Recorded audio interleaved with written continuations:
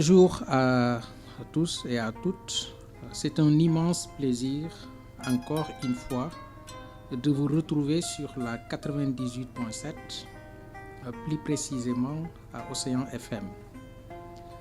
Comme tous les dimanches, nous recevons un acteur politique ou de la société civile pour diagnostiquer les faits saillants de l'actualité politique.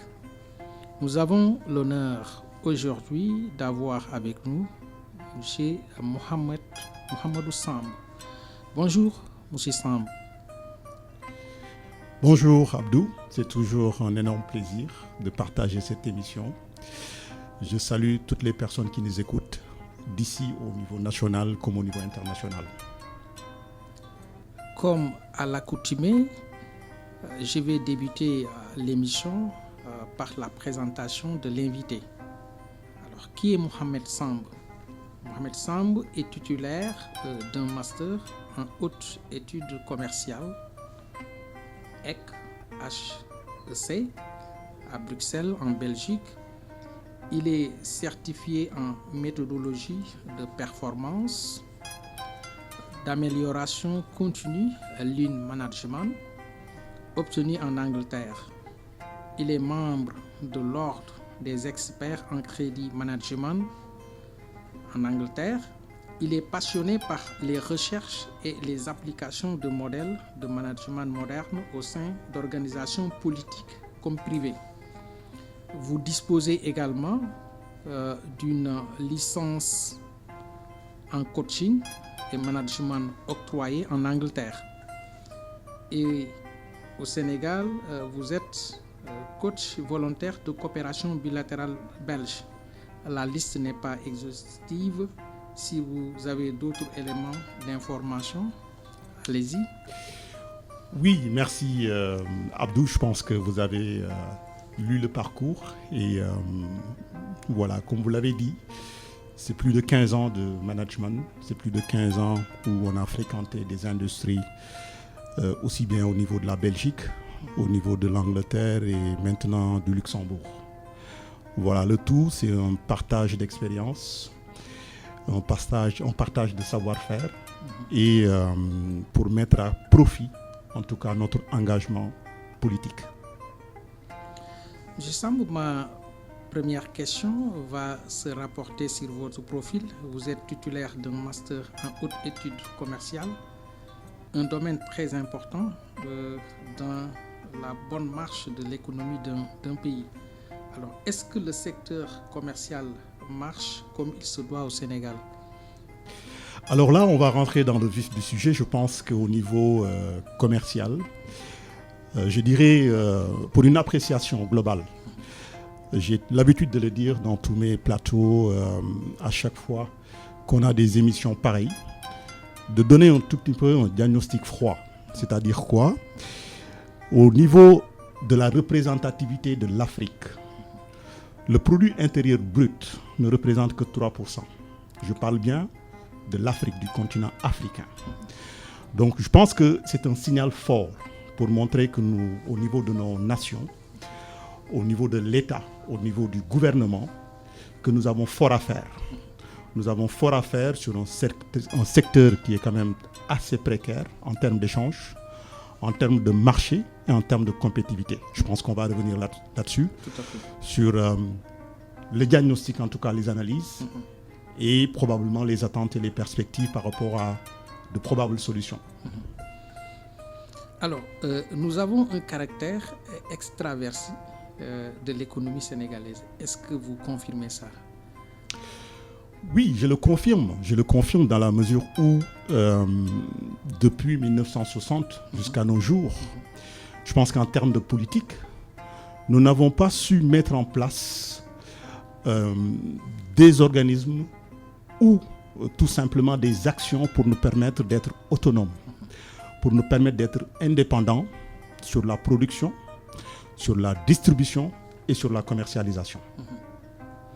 Et pourtant, souvent, on entend les politiques dire que nous mettons une politique pour atteindre l'autosuffisance alimentaire, pour ne pas dépendre de l'extérieur. M. Abdoulaye Wade a réalisé son Guana ici, Macky Sall le PSE. Alors, et on a toujours constaté que ça ne marche pas sur ce côté-là. L'économie est toujours dépendante de l'extérieur. Oui, le problème se trouve pour moi à quelques niveaux, c'est-à-dire dans la conception des projets. Au Sénégal, j'ai l'habitude de dire, selon le diagnostic que nous avons fait, à toute épreuve, les projets sont bien ficelés, les projets sont bien écrits, mais malheureusement, nous pêchons dans l'exécution de ces projets. Sur les pratiques. Nous pêchons sur les priorités et les urgences qu'il faudrait accorder, sur le pilotage, en tout cas, de ces projets pour avoir des résultats. Des résultats qui pourraient permettre de pouvoir être satisfaits, en tout cas, de toutes ces campagnes, de tous ces programmes qui ont été mis en œuvre. Alors, le secteur commercial au Sénégal est caractérisé par une ouverture économique. Le commerce extérieur représente 63% du PIB du pays. Alors, voici quelques éléments concernant le profil commercial. Alors, pour les exportations, l'or, nous avons 18,7%. Il faut bien retenir les chiffres pour faire la comparaison. Alors, l'huile de pétrole, nous avons 14,9%. Le pentaxide du phosphore, 92%. Le poisson congelé, 57%. L'arachide, 54%. N'est-ce pas? Alors, les principales destinations d'exportation sont le Mali, la Suisse, l'Inde, la Chine et la Côte d'Ivoire. Quelle analyse faites-vous avec ces chiffres-là? C'est excellent, je pense, que de revenir sur des indicateurs aujourd'hui qui nous parlent. Si vous donnez des indicateurs aujourd'hui de l'ordre de 63% du PIB, cela révèle en fait quoi? Cela révèle quelque part, si nous avions l'exhaustivité de ces 63% en tant que Sénégal, ce qui revient au produit intérieur national, c'est-à-dire ce qui est pour le Sénégal, nous pouvons avoir des résultats significatifs. Malheureusement, la plupart de ces exportations sont en tout cas faites par des sociétés étrangères qui n'appartiennent pas au Sénégal. Donc, si aujourd'hui, en termes d'autonomie, de souveraineté, nous ne mettons pas les conditions pour que les Sénégalais puissent agir, non seulement dans ces sociétés-là en termes de gestion, en termes de création et en termes de production, nous ne pourrons pas bénéficier en fait de ce système qui est extraverti, comme vous le dites, et qui ne permet pas aujourd'hui aux Sénégalais lambda de pouvoir en profiter. Et pourtant, notre pays obtient des financements bilatéraux à travers Exim Bank qui exige 40% soient exécutés par les industries, en l'occurrence les entreprises étrangères. Alors, est-ce que ce ne sont pas des preuves tangibles de l'extraversion de notre économie? Oui, vous venez de faire encore une fois la confirmation, c'est-à-dire aujourd'hui, qu'est-ce que les politiques du Sénégal, des acteurs politiques, de nos gouvernants, proposent, mettent sur la table pour que ces chiffres qui sont quand même énormes, ces chiffres qui sont quand même positifs, puissent bénéficier à la population sénégalaise. C'est là où on doit interroger quelque part la vision, en tout cas de nos gouvernants, la vision de nos acteurs politiques et de nos leaders politiques. Qu'est-ce qui est mis en place pour que cette souveraineté tant attendue, tant parlée, tant chantée, qu'on puisse aujourd'hui s'en accaparer, c'est-à-dire préparer aujourd'hui le secteur privé, aussi bien même dans le domaine public, qu'on puisse capter ces opportunités qui pourront nous permettre, en tout cas, de bénéficier aujourd'hui de cet engouement qui vient pas du Sénégal, qui vient de l'Afrique. Et je pense qu'on va en parler. Il y a beaucoup de structures aujourd'hui qui mettent des processus en place pour pouvoir permettre l'autonomisation. Mais cette autonomisation-là, elle ne peut pas se faire toute seule. Il faut qu'elle soit véhiculée, qu'il y a un moteur derrière qui est le pilote, qui doit être un programme que nos gouvernements proposent en tout cas pour la population ou les acteurs en tout cas qui y travaillent. Et le problème qui se pose actuellement, et j'ai l'habitude de le dire, c'est dans cette vision, ça nécessite en tout cas un certain nombre de ressources humaines, un certain nombre de compétences qui est accessible, peut-être pas sur le plan national. Il faudrait ouvrir les vannes quelque part pour pouvoir capitaliser l'ensemble de ces ressources humaines qui sont un peu partout pour pouvoir générer... Et qui sont des Sénégalais. Qui sont des Sénégalais, qui sont dans la diaspora, qui sont au niveau national, qui sont dans la sous-région.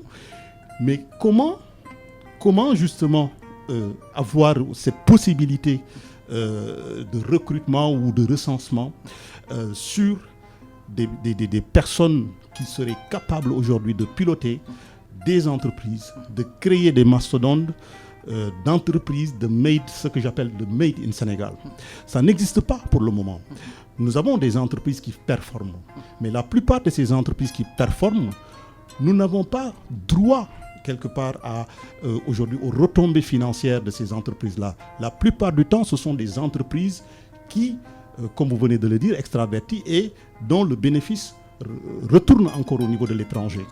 Voilà. Et moi, je voudrais vraiment s'appesantir quelque part sur les méthodologies que l'on doit utiliser, sur l'organisation que l'on doit mettre en place, sur la vision que l'on doit mettre en place pour pouvoir profiter pleinement des acteurs. Et aujourd'hui, il y en a des porteurs de projets qui sont un peu partout, des porteurs d'idées et ceux qui peuvent influencer pour que le tissu économique du Sénégal voit le jour. Okay. Ça, c'est important. Alors, et pour les exportations, l'huile de pétrole, pour les importations, il y a l'huile de pétrole 22%, 22,3%, le riz 4,9%, les médicaments 3,2%.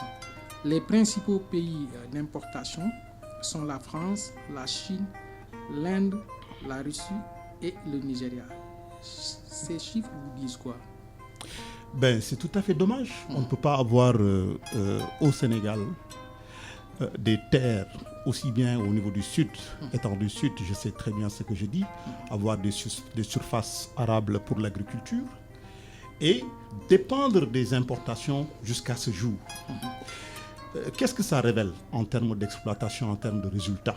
Ça veut dire que quelque part nous avons failli à notre mission d'exploration, à notre mission d'étude, à notre mission d'exploitation de ces terres. Sur les diagnostics, encore une fois, que nous avons fait en tant que leader et en tant que président du grand mouvement La Relève, nous avons pour le moment estimé l'exploitation de ces terres autour de 15 à 20% maximum. C'est-à-dire tout ce qu'on devrait avoir aujourd'hui en termes d'accompagnement, en termes de gestion, en termes de mise en œuvre sur produire en tout cas en masse dont l'autosuffisance alimentaire en termes de riz. Ces politiques-là, en tout cas jusqu'à présent, ont échoué. Voilà. Okay. Alors, donc, le nouveau gouvernement, je pense que a l'obligation d'appeler la diaspora, l'expertise de la diaspora, pour au moins contrecarrer les sociétés étrangères qui sont là et qui exploitent nos ressources. Abdou, vous allez me permettre tout simplement de faire un développement parce que c'est un sujet qui est quand même très très important pour nous. Et j'en appelle aujourd'hui à la conscience citoyenne des possibilités et des opportunités qui s'offrent au Sénégal. On le dit, on le répète sur chaque télévision, sur chaque radio, partout, que les ressources naturelles et les ressources humaines ont atteint à un niveau jamais égalé. C'est-à-dire que nous avons une masse critique aujourd'hui sur laquelle nous pouvons nous appesantir pour au moins créer les conditions pour avoir cette autonomisation dans le secteur privé, pour avoir cette orientation, pour avoir une meilleure compétitivité et attractivité. Et cela se passera, encore une fois, par cette sélection, par ce tri de personnes, ressources qui sont un peu partout et qui ont fait leurs preuves. Tout à fait. Là, il ne s'agit pas, comme on a l'habitude de le dire, de citer des parcours, mais des réalisations. Voilà, sur des faits, sur des résultats tangibles qui ont été faits, en tout cas dans l'occasion des institutions ou des organisations ou entreprises. Et ce qu'on constate, la gestion étrangère de nos ressources n'est pas du goût même des populations locales. Donc il faudrait un changement radical sur ce point-là.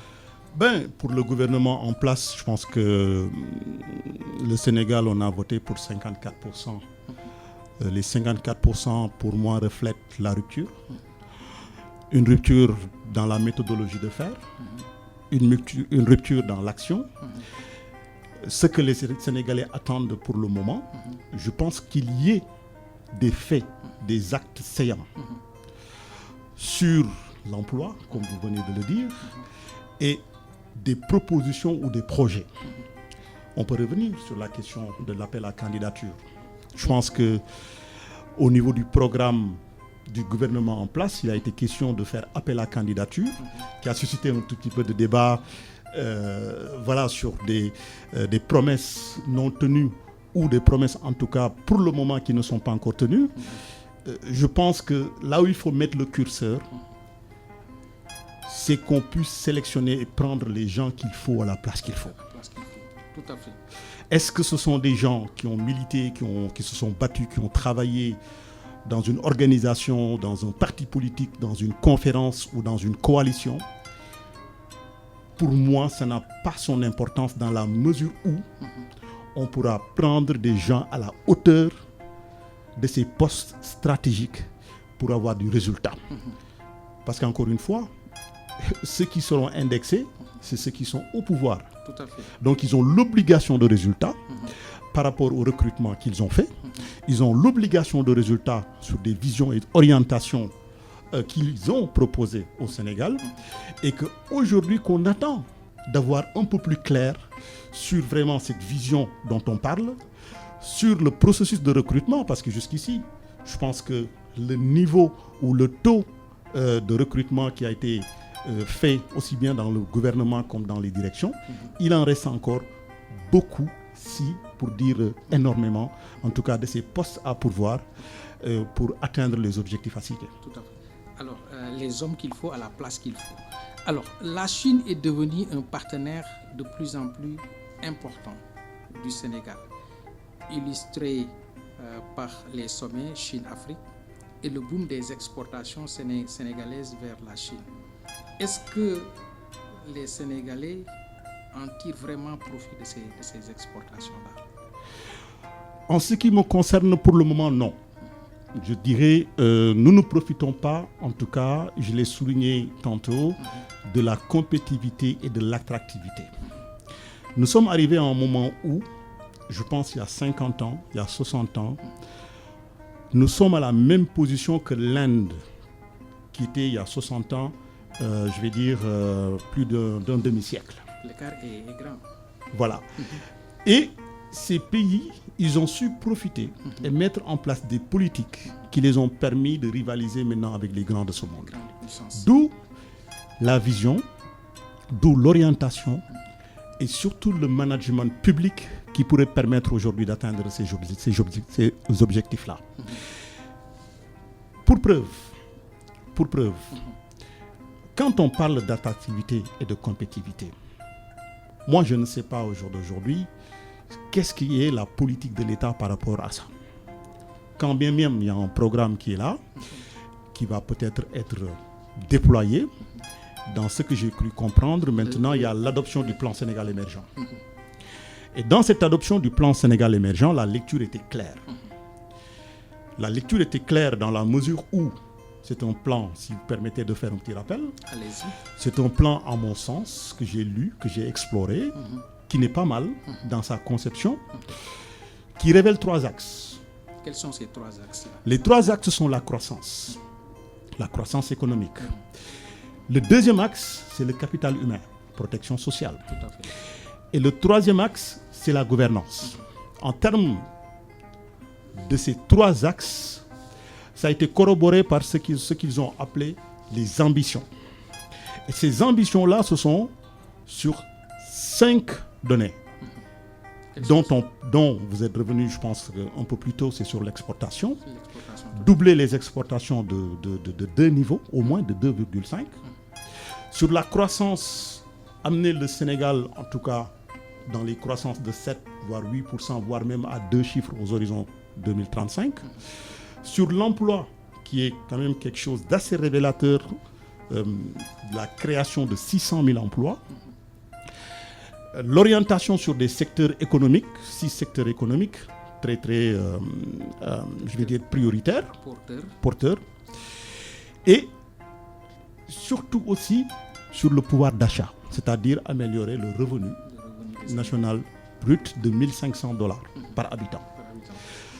Comme on a l'habitude de le faire et comme on a l'habitude de le dire et comme on a l'habitude de le montrer, que les projets, les études qui sont faites, les études qui sont aujourd'hui validées, financées, bancables, aussi bien par des institutions qu'on peut critiquer comme la Banque mondiale ou le FMI, mais ce sont aujourd'hui des institutions qui sont là, qui travaillent pour des nations et qui accompagnent les nations dans des situations de crise économique ou contexte géopolitique. Vous voyez. Donc, c'est pour dire que ce plan Sénégal émergent, dans sa conception, dans sa matérialisation, elle est quand même compréhensible. Et ce qui a fait, je pense, l'objet de ce financement par rapport à ce plan Sénégal émergent.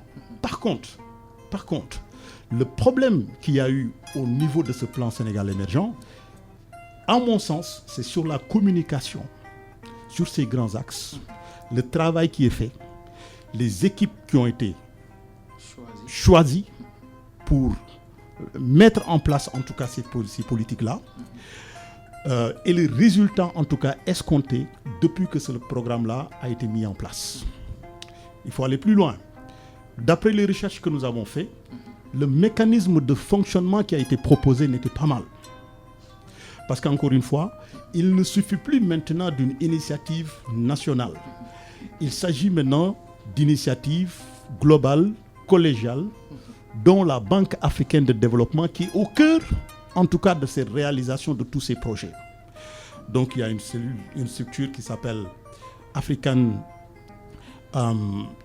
Delivery Unit Network, qui a pris conscience en tout cas de tous ces projets et programmes qui sont souvent ficelés et écrits, dont nous n'avons pas de résultats ou dont l'exécution peine à voir le jour par rapport à des circonstances et des contextes parfois plutôt politiciennes, qui ne nous permet pas en tout cas d'aller dans l'efficacité en tout cas de ces programmes choisis.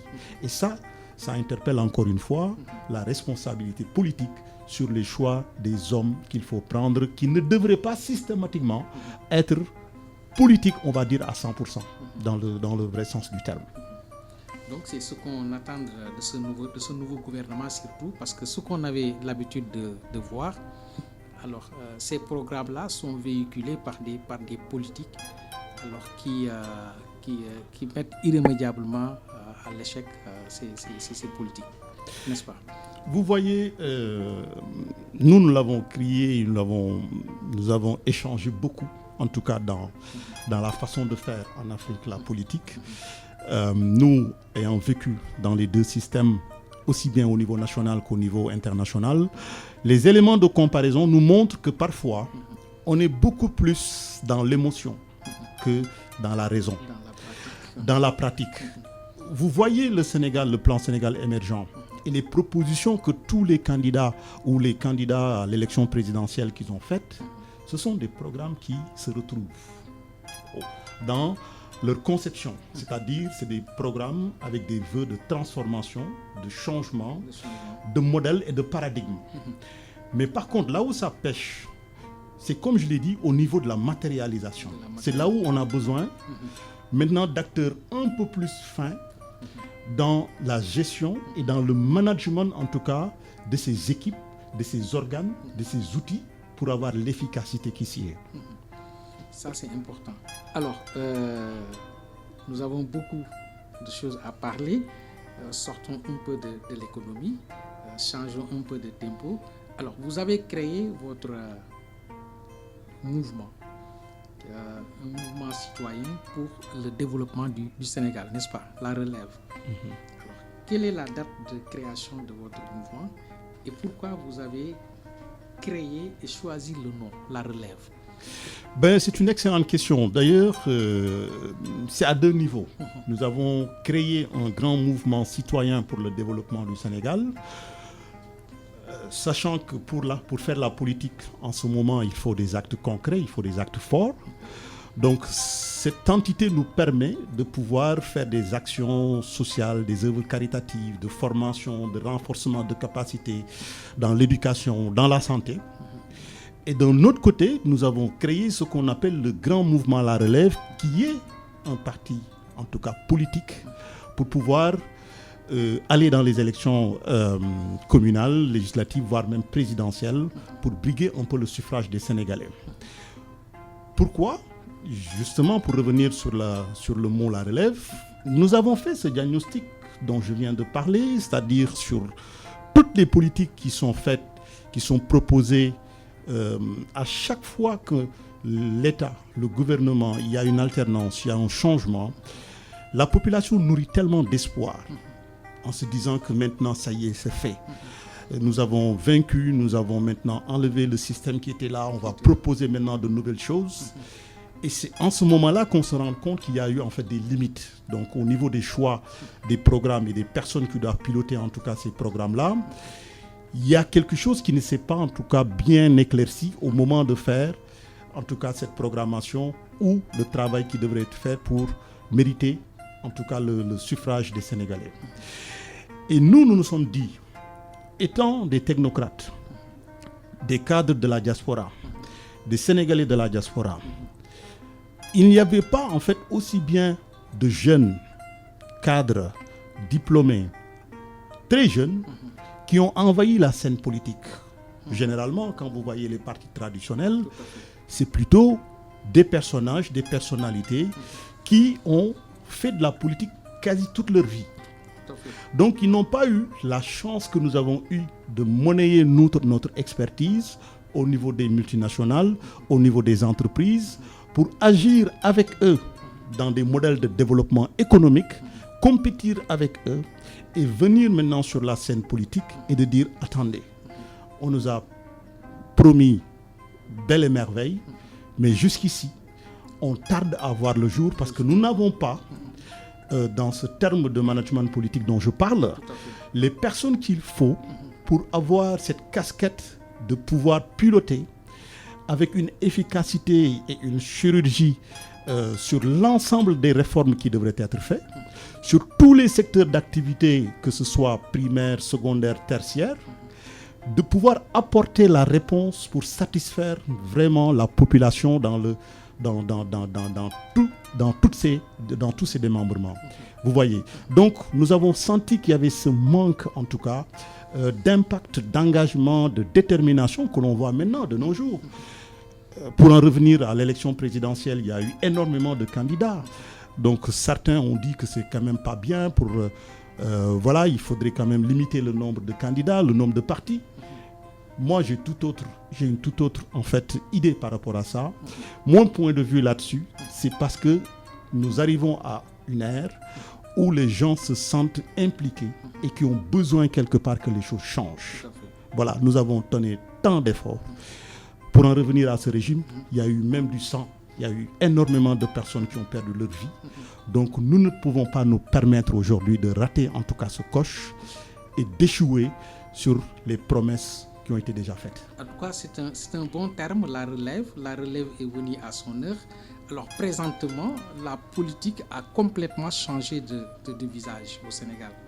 On note de plus en plus le dynamisme de la jeunesse pour un Sénégal nouveau, un Sénégal développé. Alors, les anciens leaders politiques commencent à s'estomper.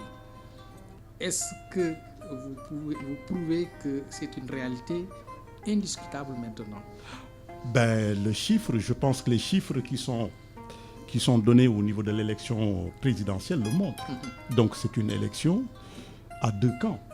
Il y avait le camp du pouvoir et le camp de l'opposition affirmée, radicale. Tout à fait. Donc, tous les partis politiques que les Sénégalais ont connus jusqu'ici, la majorité n'ont pas eu plus d'1%, ou leur score a égal 1%. Ça veut dire quoi?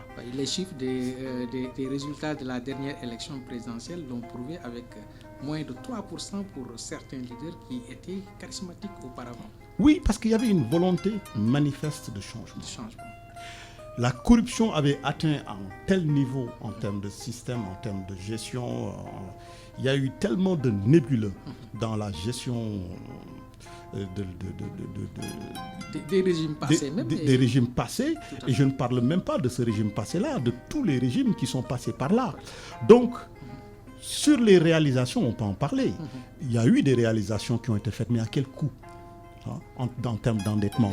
Les priorités sont ailleurs, n'est-ce pas? Les priorités par rapport à ces réalisations-là. Il y a de ces réalisations qui sont à saluer. En termes d'infrastructure, comme je l'ai dit, on peut saluer la vision. Je vais revenir sur le terme compétitivité et attractivité. Ça me semble très très important. Allez-y. Nous sommes un continent, comme je viens de le rappeler, qui est très très faible en termes de production, qui ne représente absolument rien d'un point de vue géoéconomique.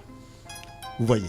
Donc nous devons aujourd'hui pénétrer certains marchés et montrer que nous savons et nous sommes capables de faire et de produire et de distribuer au même titre que toutes les autres nations qui sont aujourd'hui soit en voie de développement ou qui sont des pays développés. Les puissances. Ou les puissances. Les grandes puissances. Je vais en venir aujourd'hui. Vous avez des pays comme la France. Je prends un exemple comme la France et on va en arriver sur des chiffres concrets. La France, pour la 5e fois, est champion d'attractivité et de compétitivité. Il y a eu plus de 1194 projets qui ont été créés cette année. Devant l'Angleterre et l'Allemagne. Ça veut dire quoi? Ça veut dire qu'il y a eu cette volonté manifeste de pouvoir proposer à toutes les entreprises étrangères ou le savoir-faire, en tout cas français, qui se trouvent à l'étranger, de revenir au bercail pour pouvoir impacter l'économie. Ça, ce sont aujourd'hui des éléments sur lesquels nous attendons ce pouvoir-là. Ce nouveau pouvoir-là. Et c'est révélateur, quelque part, dans le choix de ce qui est fait. Je donne toujours un autre exemple. On parle souvent, pour revenir à la question des ressources humaines, l'immigration choisie. L'immigration choisie. C'est un phénomène. L'immigration légale, vous voulez dire? Je veux dire, il y a une immigration légale qui pose aujourd'hui le problème de l'immigration, qui pose le problème des jeunes qui aujourd'hui prennent les pirogues pour aller en Europe, pour avoir une meilleure vie. Ce qu'on peut comprendre. Mais d'un autre côté, il y a un autre fléau qui se passe, qui échappe à nos autorités, qui échappe à nos gouvernants. Quel est ce fléau-là? C'est l'immigration choisie que les pays développés, industrialisés sont en train de faire. C'est-à-dire, à leur niveau, pour une immigration standard, normale, ils ne sont pas d'accord que les jeunes puissent prendre ou venir en tout cas octroyer des visas pour les études. Ça se fait mais de façon très marginale. Mais par contre, un Abdou Diouf qui est ingénieur de conception, qui peut fabriquer des avions, qui peut fabriquer des voitures, vous venez, on vous donne la nationalité, on vous donne le visa et vous pouvez émigrer, travailler, payer sous cession. Qu'est-ce que nous, en tant qu'Africains, on fait pour récupérer, pour conserver cette expertise-là? Ce sont des questions aujourd'hui qu'il faut se poser. Comment des pays comme le Canada, qui figurent aujourd'hui parmi les pays les plus puissants du monde, vous avez les États-Unis, vous avez aujourd'hui d'autres pays qui, de façon un peu plus cachée, protègent ce type de politique qui renforcent leurs institutions, qui renforcent leur économie, qui renforcent les multinationales qui travaillent, qui exercent en tout cas chez eux.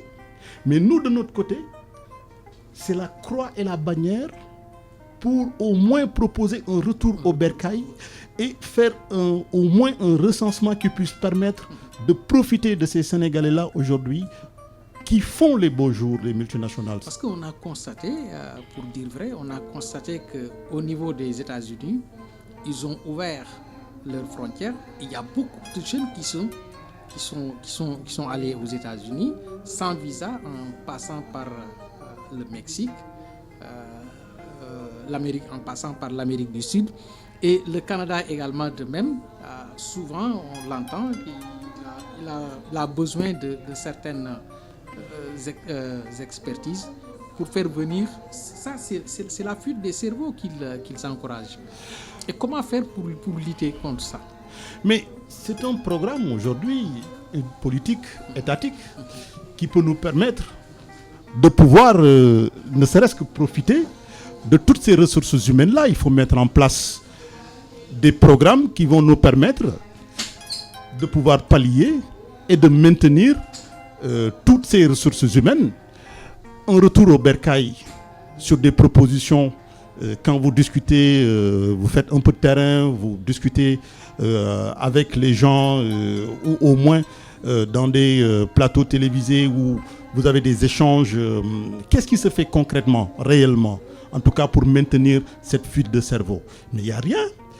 Au contraire, vous voyez des Sénégalais qui sont prêts à travailler et à proposer des projets structurants, mais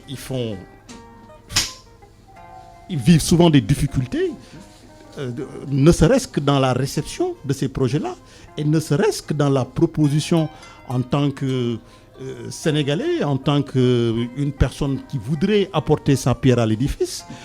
C'est tout un problème. Et à mon sens, je pense que c'est là où moi je dis que nous sommes dépassés, nous sommes déphasés par ce qui se passe dans ce monde. Il y a d'un côté, d'un clan, des sociétés industrialisées, développées, qui vont à la pêche de ces ressources humaines. Nous, on renie ces ressources humaines-là en se disant ouais, c'est des gens qui sont à l'étranger, qui viennent ici pour piquer des postes ou qui viennent ici pour faire des choses qui n'ont absolument rien à voir dans les attentes d'aujourd'hui, du positionnement en tout cas du Sénégal et de l'Afrique. Okay, ça veut dire que les Africains ne profitent pas de leurs ressources humaines. Pour faire simple, oui. Abdou, pour moi, tous ces Africains devraient être mis à l'aise. La même manière qu'on les propose des immigrations ou une migration choisie avec des salaires, avec des garanties, avec des sécurités, nous devrions faire autant parce que nous en avons beaucoup plus besoin que eux. Même nous avons les potentialités pour réussir cette politique-là. Nous avons les potentialités économiques, naturelles, énergétiques pour réussir ces politiques-là que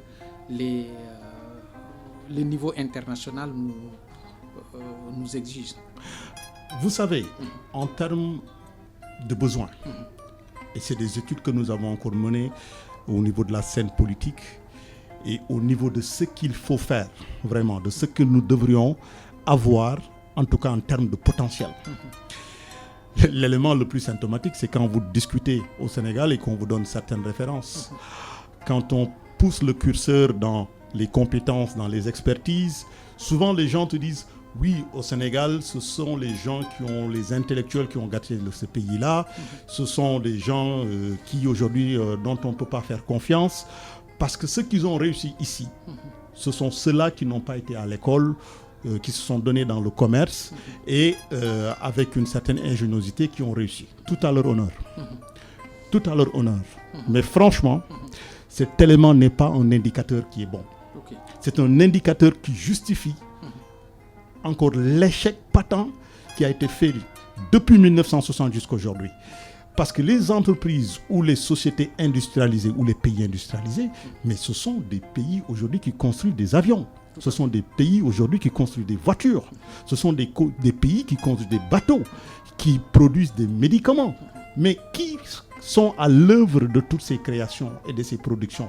Mais ce sont des expertises, ce sont des compétences, et ce ne sont pas 1000, ce ne sont pas 10 000, mais ce sont des centaines de milliers de personnes qui travaillent d'arrache-pied avec des expertises pointues. Nous avons eu à les fréquenter, nous avons eu à travailler avec cela. Mais dans le diagnostic de ce qui devrait être proposé sur le nombre de personnes aujourd'hui qu'on a besoin, le nombre en tout cas de ces ressources humaines, cette masse critique, elle est énorme. Cela dépasse ce qui est en tout cas sur le marché national, cela dépasse l'entendement de ce que nous avons besoin pour ne serait-ce sortir des pays les moins avancés, parce qu'il s'agit de cela. Tout à fait. Alors, un jeune président au pouvoir, et ce jeune a porté un projet d'ailleurs qu'il a propulsé au sommet de l'État. N'est-ce pas, c'est un signal fort de changer les méthodes traditionnelles de faire la politique politicienne?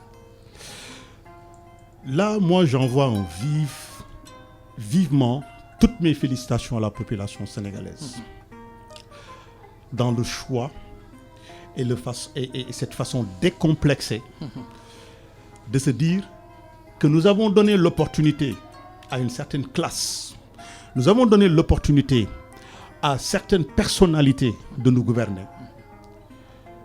On n'a pas réussi parce que jusqu'ici, malgré tous les programmes qui ont été mis en place, la paix, la stabilité, la sécurité, la démocratie, l'état de droit dont on parle, malgré tout ça, ce qui a été fait et qui font aujourd'hui plus de 6 décennies, nous ne sommes pas encore sortis des pays les moins avancés. Nous faisons partie des pays les plus pauvres. Avec tout cet endettement, tous les budgets consentis, tous les programmes qui ont été mis en place, tout cet effort et les sacrifices consentis. Et jusqu'à présent, l'Afrique tarde à décoller. Et jusqu'à présent, l'Afrique n'est pas encore à ce point-là de décollage. Nous n'existons pas sur la carte économique comme je viens de l'énoncer. Et je peux donner des preuves et des chiffres à l'appui par rapport à certains secteurs si on en vient. Donnez-nous quelques preuves. Je vais donner sur le secteur de la digitalisation, dans le secteur culturel, dans l'industrie par exemple musicale, où j'exerce par exemple. Dans ce secteur, au niveau de l'entreprise que là où moi je travaille, à des niveaux de chiffre d'affaires, en Afrique, nous n'en sommes même pas à 1 million d'euros de chiffre d'affaires. Pendant ce temps, tu as des pays comme l'Inde, tu as l'Asie, tu as l'Europe, qui sont à plus de 200 milliards. 200 millions de chiffre d'affaires. Donc vous voyez, c'est énorme. Vous voyez que nous n'existons pas, comme je le dis, d'un point de vue digital, d'un point de vue économique. Je peux citer énormément d'exemples qui montrent que nous n'existons pas, en tout cas, sur la cartographie économique du monde. Maintenant, il faut se poser les bonnes questions. Quand on se pose les bonnes questions, on aura au moins commencé d'apporter des débuts de réponses qui vont nous permettre, d'un point de vue entrepreneurial, d'un point de vue industrialisation, d'un point de vue réforme, de pouvoir impacter et de pouvoir compétir, en tout cas dans ce champ qui n'est pas, en tout cas, un champ qui est facile à pénétrer. Donc, il va falloir que nous, qu'on ait cette conscience en tant qu'Africains, qu'on ait cette conscience en tant que leader, qu'on ait cette conscience de la gravité et du contexte économique dans lequel nous sommes, qui est un contexte de crise, qui est un contexte aujourd'hui de guerre. On vient du phénomène de Covid il n'y a pas longtemps. Donc les ressources vont être de plus en plus rares. Et ça va être de plus en plus difficile de pouvoir proposer. Il y a également le conflit entre l'Ukraine et la Russie qui a beaucoup impacté sur l'économie mondiale.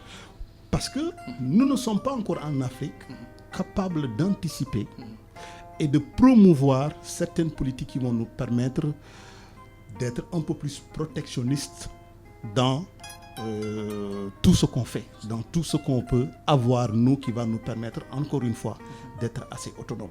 Maintenant, ceci dit, c'est une chose d'avoir le gouvernement en place, qui est un gouvernement de rupture, qui est un gouvernement de jeunes, dans ce qu'aujourd'hui nous voyons et que dans nos aspirations, bien vrai qu'il nous faut quand même ce temps de 100 jours d'observation pour pouvoir nous dire, nous sommes en tout cas dans cette dynamique de rupture tant attendue. Pour pouvoir évaluer, il faut 100 jours. Il faut au minimum 100 jours. Il faut au minimum 100 jours et je pense que nous sommes dans ça. Et nous avons un pouvoir en place qui est aujourd'hui en train de voir dans quelles voies et moyens ils vont mettre en place une politique qui pourront les permettre de pouvoir au moins atteindre les objectifs Et ça nous... On reviendra sur ça. D'accord. Alors, vous avez participé à la dernière élection présidentielle, n'est-ce pas? Où vous étiez ou bien vous étiez dans une coalition? J'étais dans une coalition. J'ai participé à l'élection présidentielle, malheureusement qui n'a pas abouti, parce que nous venons de démarrer nos activités politiques il n'y a pas longtemps. Et nous avons soutenu le candidat Boubacar Camara de la coalition Kama. Okay. Pourquoi vous avez choisi cette coalition? Justement, en fait, c'est très important dans le choix en tant que leader politique, et nous pouvons l'assumer dans la mesure où dans le programme qui avait été établi était assez similaire du programme du président Boubacar Camara, qui pour moi a tous les atouts, si c'était un programme qui était mis en œuvre, qui pourrait voir le jour, en termes de réalisation, en termes de vécu, en termes d'expertise. Et ce dont aujourd'hui nous attendions, en tout cas de nos autorités aujourd'hui, comme ça a été en tout cas dit dans plusieurs plateaux, c'est d'arriver aujourd'hui et de travailler demain. C'est-à-dire qu'il n'y ait pas ce temps de latence, ce temps d'observation, ce temps qui aujourd'hui, quelque part, va constituer quand même un petit souci dans l'exécution. Parce que nous sommes dans un gouvernement qui a 5 ans aujourd'hui, qui va avoir 5 ans. Nous savons très bien qu'en termes d'administration, les lourdeurs administratives, les élections qui vont venir, les élections législatives, les élections communales. Donc si vous comptabilisez tous ces délais, le pouvoir en place, nous disons qu'ils n'auront pas 5 ans vraiment d'exercice. On peut dire qu'ils auront 3 ans, voire 3 ans et demi d'exercice. C'est pourquoi il faut aller vite, il faut faire vite, et surtout s'ouvrir le maximum possible pour très très rapidement aller dans les secteurs prioritaires et faire le travail qui devrait être fait. Depuis un certain temps, nous avons constaté que le tout nouveau régime pose des actes allant dans le sens de la bonne gestion de nos ressources. Alors, la mer, exploitée pendant très longtemps par les bateaux étrangers, un lieu où s'activent beaucoup de jeunes. Alors, quelle lecture faites-vous sur ces décisions-là? Bon, nous constatons, comme tous les Sénégalais aujourd'hui... Ces actes posés là par le nouveau régime. Oui, ce que nous saluons, c'est vraiment, en tout cas, voilà, c'est la population, ce qu'ils attendaient, c'est d'avoir accès vraiment à la mer et aux poissons. C'est ce qui est en train de se passer. Comme j'ai l'habitude de le dire, ne crions pas victoire par rapport à ce qu'on voit. C'est bien de le constater. Mais à travers cela, est-ce qu'il y a des actions pérennes qui vont pouvoir nous permettre de façon définitive d'enrayer en fait toutes ces problématiques-là? Quels sont les actes concrets? À mon sens, je n'ai pas encore entendu si les accords ont été vraiment suspendus de bon ou c'est temporaire. Donc, qu'est-ce qu'il faut faire concrètement? Justement, il faut cette souveraineté, il faut cette autonomie. Il faudrait qu'on puisse revendiquer d'égal à égal avec toutes ces structures, ces institutions aujourd'hui qui ont tant profité de l'Afrique, qui ont tant profité de nos produits, qui ont tant profité de tout ce que l'Afrique a eu comme ressources naturelles. Donc, les propos que je tiens, je pense que ce sont les propos que la population sénégalaise partage dans toute sa globalité. Maintenant, il faudrait dans des actes concrets qu'on puisse faire face. Alors, après la publication d'une liste sur les bateaux qui exploitent de manière abusive nos ressources, nous avons constaté des navires qui ont une double nationalité ou des prête-noms. Alors, le mal est trop profond, n'est-ce pas? Il y va de la responsabilité aujourd'hui du gouvernement de travailler dans ce sens. C'est, je pense, quelque chose qui ont... Mais quelle est la responsabilité des gouvernements passés? Par exemple, sous le régime de Macky Sall. Alors,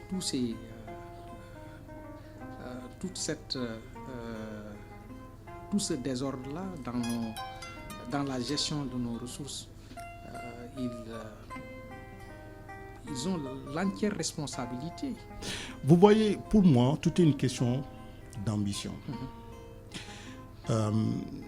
Pourquoi ils ont laissé toute cette anarchie-là, ou bien les bateaux étrangers viennent piller nos ressources au détriment de nos pêcheurs? Mais je pense qu'à leur niveau, tout est une question de faisabilité ou de possibilité dans leur état d'esprit. On peut uniquement faire quelques analyses et interprétations. Selon les relations que nous avons tout le temps eues avec nos colons, les Occidentaux, il y a eu cette dominance à outrance dans la façon de faire, dans la façon d'agir, dans la façon de se comporter, où on se soucie, où on se limite, nous, de nos capacités, où on se limite des opportunités qui pourraient s'offrir à nous, monnayant ou échangeant en tout cas sur des termes financiers, comme ça a été le cas, les contrats qui ont été vendus pour des sommes pour nous très très dérisoires. C'est le même cas pour le Maroc, mais à comparaison, vous voyez le Maroc, ce qu'ils ont encaissé en termes de produits financiers, par rapport à ces accords de pêche, ça n'a rien à voir par rapport au Sénégal. Donc pour nous, il y a eu cet aspect de complexe de pouvoir rivaliser d'égal à égal, de pouvoir faire des propositions et des contre-propositions. Comme j'ai eu à le souligner, l'Afrique, c'est une terre promise. Le Sénégal, on l'a dit et on l'a répété, c'est une terre où on a plus de 700 km de côte, on a 365 jours sur 365 le soleil et tant d'autres acquis, avantages qui pourraient nous permettre de voir le jour. Mais il faudrait encore une fois que la responsabilité de nos leaders qu'ils prennent conscience dans ce phénomène qui nous a tant retardé de politique et de politique politicienne, sur des guerres de calcul d'intérêts, et j'en reviens par rapport à ce gouvernement aujourd'hui qui a cette responsabilité de réussir. Et que tout jeune, et j'en reviens... Parce que les jeunes fondent beaucoup d'espoir sur ce gouvernement-là. Mais vous voyez, la population sénégalaise constitue essentiellement de jeunes. Donc sur tous ces jeunes aujourd'hui qui ont voté, qui se sont battus corps et âme pour un Sénégal meilleur, ces jeunes-là méritent en tout cas d'avoir des résultats sur les politiques qu'ils ont mis en place. Pour avoir des résultats sur ces politiques qui vont être mises en place, il va falloir être hyper exigeant sur le mécanisme de fonctionnement de toutes ces organisations-là aujourd'hui. Que ce soit public, surtout dans le domaine public. Et on attend surtout des actes concrets et des actes forts. Abdou, nous sommes dans un pays où 65% d'entreprises créées meurent avant la fin de l'année. Tout à fait. Nous sommes dans un pays où il y a 300 000 personnes qui viennent sur le marché de l'emploi chaque année. J'en donne un autre exemple. Sur le plan Sénégal émergent, il y a eu 450 milliards qui ont été déployés dans le programme Xëy Ndaw, qui se sont targués au niveau du plan Sénégal émergent d'avoir créé 66 000 emplois. 66 000 emplois, 300 000 personnes qui viennent sur le marché. Ça a duré 2 ans dans ce programme-là. Ça fait 600 000 emplois. 66 000 emplois créés. C'est 10% d'emplois créés sur les 600 000. Je pense qu'il y a quand même quelque chose de très très important dont on parle. Parce que l'élément de référence, je pense que maintenant c'est le plan Sénégal émergent, si je ne me trompe, qui avait annoncé 600 000 emplois à créer. Et par rapport à ces problématiques de l'emploi, la chose pour moi qui me semble aujourd'hui la plus cruciale, c'est la précarité de ces emplois-là. Si nous voyons, c'est vrai, il faut en créer, je suis tout à fait d'accord. Mais nous sommes dans un pays, d'après les statistiques, qui sont à plus de 800 000 personnes qui sont sur le marché de l'emploi. Mais avec des caractères très très précaires, des revenus très très faibles. Je veux parler des serveurs, je veux parler des techniciens de surface, je veux parler des infirmiers, je veux parler des sages-femmes. Vous savez, vous ne pouvez pas dans un pays, en tout cas nous, dans les pays où nous vivons, il y a une considération énorme pour ces pourvoyeurs d'emploi. parce que c'est eux qui tiennent la société. C'est eux qui tiennent aujourd'hui les nombres, la politique d'emploi, ce que le gouvernement leur propose, les accompagnements des employeurs sur les statuts, les règlements, au niveau de l'inspection du travail. Vous voyez aujourd'hui au Sénégal des jeunes qui sont stagiaires pendant 6 mois, pendant 1 an, pendant 2 ans, des stages à n'en pas finir. Sur ces jeunes-là, ils peuvent être révoqués à tout moment, ils peuvent être licenciés à tout moment. Donc, il y a un problème énorme dans cette consolidation, ne serait-ce que de ces 800 000 emplois, entre autres qui ne sont pas toujours que de la fonction privée, tout mélangé public-privé. Mais il me semble aujourd'hui que la responsabilité, encore une fois, de ce nouveau gouvernement, c'est d'agir très fort sur le pouvoir d'achat, le revenu, en tout cas, de ces ménages, accompagner le processus dans les réformes pour pouvoir permettre à cette classe sociale de pouvoir bénéficier d'un salaire décent, de pouvoir bénéficier des contrats aux normes standards et de pouvoir bénéficier sur tous les avantages en termes de cotisation sociale, en termes de mutuelle et en termes d'accompagnement surtout. Parce que c'est cela qu'il s'agit. Il y a aussi les emplois à risque. Dans les emplois à risque, élément de comparaison n'est pas toujours raison, mais vous ne pouvez pas, sur certains emplois qui demandent énormément de risques, qu'ils soient sous-payés.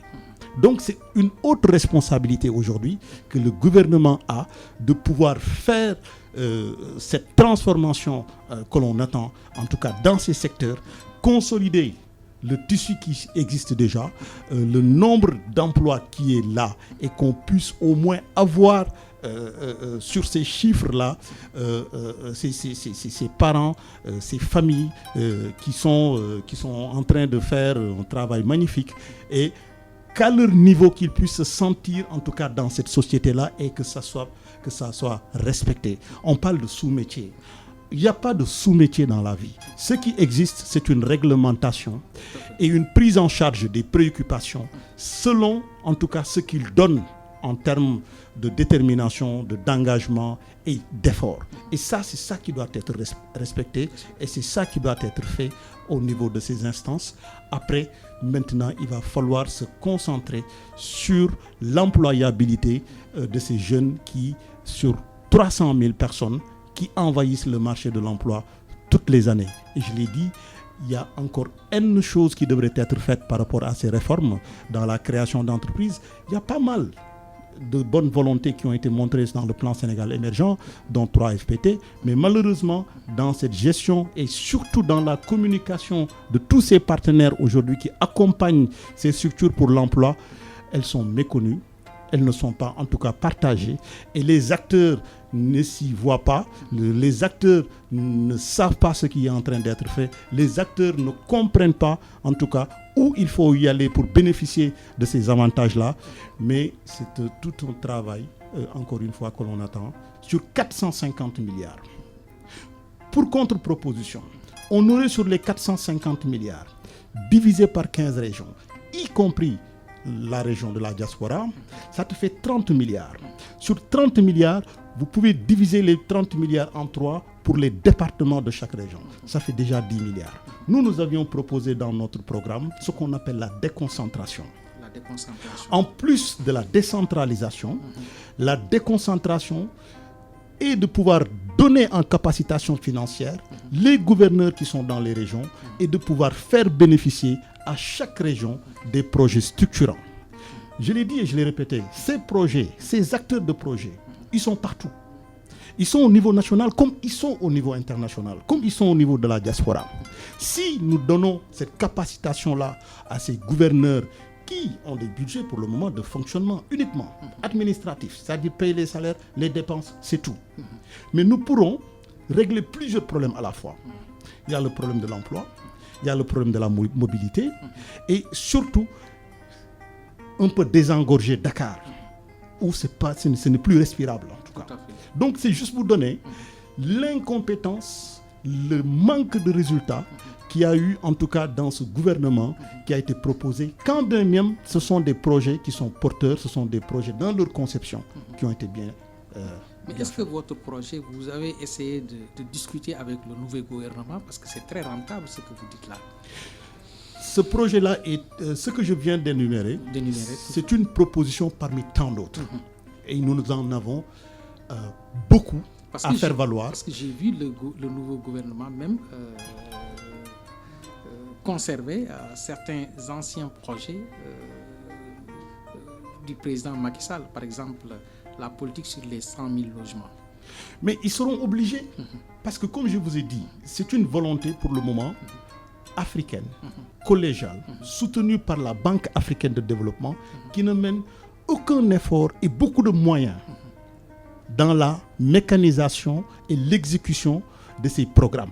C'est-à-dire, ce sont aujourd'hui d'autres entités, d'autres organismes qui proposent des modèles très efficaces pour la gestion et l'obtention de résultats de ces programmes.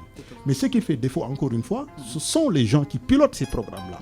La manière de les piloter, les budgets que l'on met à la disposition de ces personnes-là, et surtout le manque de suivi et d'évaluation qui sont faits au niveau de ces instances.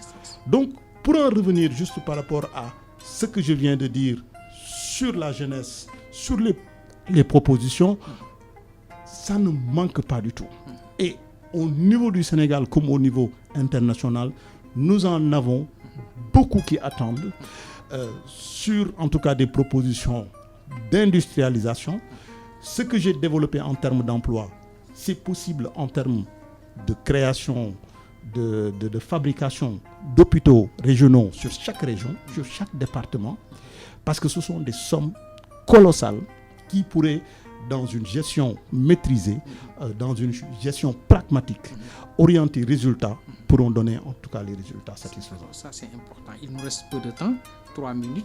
Alors, la boulimie foncière au Sénégal, partout, sur la corniche, au niveau national, nous avons vu des élus locaux qui s'enrichissent sur le dos des populations en cédant la terre à certains investisseurs sans aucune condition. Alors, la bataille sera rude pour éradiquer complètement ce fléau-là. C'est pas impossible. Moi, je pense que, encore une fois, il y a beaucoup de choses qui se sont faites dans ce pays pour qu'il y ait une rupture. Et il y va, encore une fois, de la responsabilité de ceux qui sont au pouvoir. Donc, il faudra des réformes pour régler ce problème-là, des réformes sur le problème foncier. Il faudra des réformes non seulement au niveau foncier, mais ces réformes doivent se faire, je pense, à tous les niveaux. Non seulement le foncier qui constitue effectivement un problème crucial, le laxisme qu'il y a eu en tout cas sur les conflits d'intérêts, sur les intéressements, les avantages qui sont donnés peut-être aux conseillers, ceux qui sont près du pouvoir, tout ça devrait faire l'objet d'un diagnostic très profond, sans complaisance. Et ça, nous en appelons vraiment à la responsabilité de ce gouvernement-là qui doit trancher, parce qu'il n'y a pas de demi-mesure. Nous ne pouvons pas travailler et nous ne pouvons pas avoir des résultats si nous ne sommes pas dans un département ou dans un gouvernement ou une institution sérieuse. Et ces institutions-là, nous attendons des pieds fermes, que des actes puissent être posés, qu'aujourd'hui, qu'il y ait cette séparation entre quoi la chose publique de l'État et les financements qui sont octroyés ou qui sont délivrés à travers des avantages qui n'en finissent pas. Alors, le Premier ministre, M. Ousmane Sonko, lors du conseil interministériel dédié à la campagne électorale 2024-2025, a précisé que la distribution des semences sera dorénavant assurée par les forces de défense et de sécurité, en plus d'être digitalisée. Alors, il a également souligné que ce nouveau dispositif organisationnel se poursuivra au-delà de cette saison des pluies grâce à la digitalisation du système de distribution des intrants agricoles et leur sécurisation par les forces de défense et de sécurité. Plus de 310 milliards de francs CFA ont été investis entre 2020 et 2023, mais ces ressources n'ont pas pleinement bénéficié aux acteurs agricoles concernés. Qu'en dites-vous? C'est encore révélateur du système de fonctionnement, du mécanisme de contrôle et de suivi. Je pense que là, je suis en train de me répéter par rapport à la gestion et par rapport au modèle qui est proposé sur les fonds de l'État, sur les budgets qui sont alloués sur les ministères, pour les ministères, les directions, le travail. Vous savez, nous avons aujourd'hui la chance, dans cette rupture, de la matérialiser. Et nous ne devons pas, et nous n'avons pas l'obligation, et nous ne pouvons pas échouer. Et en cela, dans ce que vous venez de dire sur le mécanisme de suivi qui sera proposé, nous souhaitons que ça puisse se faire dans les plus brefs délais. On a fait appel aux forces à l'armée pour sécuriser ce secteur-là, parce que c'est un secteur vraiment très problématique, le secteur de l'agriculture. C'est un choix. Je pense qu'aujourd'hui, ils sont dans le gouvernement. Ils doivent prendre aujourd'hui des initiatives pour leur permettre d'atteindre les objectifs. Mais à mon sens, les mécanismes ne manquent pas. Les procédures ne manquent pas. Le suivi de ce qui devrait être fait pour que l'argent qui devrait être injecté dans ces secteurs puisse arriver aux porteurs ou aux acteurs, tout ça n'est qu'un système de procédure ou de process qu'il faut mettre en place.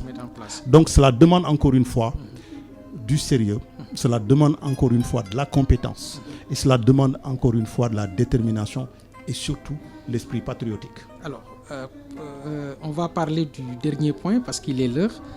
Alors, le blanchiment d'argent, le blanchiment de capitaux, les premières arrestations sous le nouveau régime. La société FS Oil, spécialisée dans la vente de carburant, dont environ 1 milliard de francs CFA de dette fiscale au trésor public. Il doit environ 1 milliard de francs CFA de dette fiscale au trésor public. Pour recouvrer la somme, il a fallu que le DG de la Direction générale des impôts et domaines, DGID, porte plainte. Alors, est-ce que le problème du Sénégal n'est pas les hommes d'affaires? Très bien. Et je pense que c'est une question qui m'intéresse beaucoup. Dans le recyclage de ce qu'on appelle aujourd'hui nos hommes d'affaires. Parce que nous avons constaté dans ce secteur d'activité aussi, enfin, dans cette classification au niveau de ce que nous avons dans le secteur privé, nous avons tout le temps les mêmes visages. Nous avons tout le temps... Est-ce que le patronat que nous avons représente fidèlement tous les acteurs économiques et politiques du Sénégal, que ce soit au niveau national comme au niveau international? Pour revenir à ce problème de recouvrement, je pense que nous avons un gouvernement, comme je l'ai dit, d'inspecteurs, de vérificateurs, de contrôleurs et d'audits. Et à mon sens, ils feront le maximum dans ce domaine-là parce que c'est leur domaine de prédilection. Par contre, il ne faut pas oublier, même si dans les investigations et les recherches que nous avons, le taux de recouvrement que nous avons au Sénégal est très faible. Le taux de recouvrement d'un point de vue financier est très faible. Il ne dépasse pas l'ordre des 20%. Alors pourquoi cette faiblesse-là? Parce que, tout simplement, nous sommes, encore une fois, nous avons été victimes de phénomènes de politisation de personnes qui sont souvent sous la coupole d'un parti politique leader dont on donne énormément de moyens, et à chaque fois que les services publics veulent faire leur travail, on leur dit stop. Parce que c'est quelqu'un qui aujourd'hui a 100 000 personnes derrière lui ou a 50 000 personnes derrière lui. Et c'est ce qui a fait que tout ce qui a été mis en place depuis 1990 dans un système de recouvrement, et vous parlez d'1 milliard, c'est un montant, excuse-moi, qui ne reflète pas aujourd'hui tout ce qui se trouve dans les fonds un peu partout, aussi bien au niveau du Sénégal qu'à l'étranger. C'est dit juste par rapport à ce taux de recouvrement dont on parle qui est extrêmement faible, qui a un manque à gagner terrible sur la possibilité d'aller récupérer ces fonds. Ça, c'est une chose. La deux choses, le taux de productivité et le taux d'efficacité sur les entreprises publiques, mais vous faites les recherches vous-même et vous allez voir qu'en termes de capacitation et de résultats, nous n'en sommes pas encore au niveau où nous devrions être. Tout à fait. Sur l'ensemble des ressources humaines qui sont en tout cas choisies, sur l'ensemble des ressources matérielles, ressources financières qui ont été mises à disposition et l'efficacité que cela devrait être en termes de résultats. Ça, c'est encore un deuxième point sur lequel le nouveau gouvernement devrait travailler. La troisième chose, c'est maintenant sur les opportunités économiques dans la capacitation d'innovation et de création d'industrie pour avoir des ressources additionnelles. Et c'est là où il faut faire appel, non pas sur des contrôleurs ou des auditeurs ou des vérificateurs, mais l'ingénierie financière qui sont capables d'aller capter des fonds qui pourront permettre aujourd'hui de pouvoir piloter ces politiques-là comme il faut. Ça, c'est important. Alors, terminons maintenant sur la visite du président à l'étranger. Après la sous-région, il est allé en Côte d'Ivoire. Alors, la diplomatie, quelles sont les attentes de cette diplomatie? Alors là, je pense qu'il y a du travail. Il y a du travail à faire parce que, quoi qu'on puisse dire par rapport au bilan, matériel ou immatériel de l'ancien régime, ils avaient le pouvoir qui était là en place avait réussi d'un point de vue diplomatique un rayonnement du Sénégal à tout point de vue. Et à ce niveau-là, la prise en charge sur le nouveau gouvernement devrait être plus que ce que le gouvernement de Macky Sall avait fait. D'autant plus que, comme je viens de le dire, nous avons toutes les cartes entre nos mains. La population aujourd'hui accompagne le régime en place. Donc nous devrions tout faire pour sécuriser, en tout cas, toutes les visites, les messages, le contenu surtout des messages de ce qui devrait être adressé à ces nations-là. Parce que nous avons des partenaires, nous avons aujourd'hui un village planétaire où tout se voit, tout se sait à la minute près. Donc pour peu qu'on ait aujourd'hui des messages qui ne sont pas très bien adressés, des messages qui ne sont pas à l'endroit de la nation sénégalaise qui a été déjà le fruit d'un travail de nos prédécesseurs, le niveau en tout cas où Sénégal agissait sur les G20, je pense que l'essentiel devrait être fait pour qu'au moins qu'on soit à ce même niveau, si ce n'est d'augmenter maintenant d'un point de vue encore une fois de retombées économiques. Et là j'en viens à ce que j'appelle la diaspora, l'implication des bureaux économiques au niveau de ces ambassades sur tous les territoires pour pouvoir justement sur le point 3 apporter des ressources additionnelles dans un contexte qui est très difficile économiquement parlant et socialement parlant. Alors, ça c'est important. La CEDEAO divisée. Alors, le président Diomaye est allé en Côte d'Ivoire. Alors, il faut recoller les morceaux parce que la CEDEAO est une organisation sous-régionale très, très, très importante. Mais ce qu'on constate ces derniers temps, que c'est une organisation très divisée.